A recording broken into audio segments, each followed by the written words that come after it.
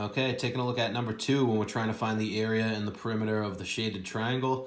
If we look at the triangle to start off, we have one side, we have the second side there, we do not have the third side. Now, they gave us some dotted lines here, and this information is actually a lot more than you might think first glance. You might think, oh, this has nothing to do with the triangle, it's on the outside. But it's going to provide two different big bits of information for us. It's going to give us a way, now notice that we have a right triangle here. It's going to give us a way to find the third side of the shaded triangle because we have a little right triangle here that we can use.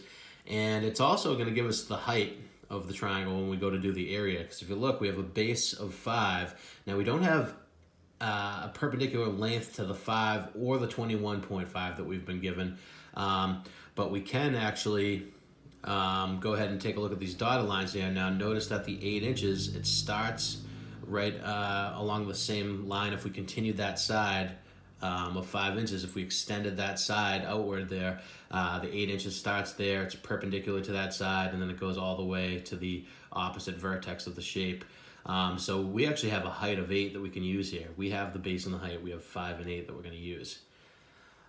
First things first though, let's go ahead and find that missing side. So we're going to do 8 squared plus 15 squared equals our hypotenuse squared. I just called it x to give it a label.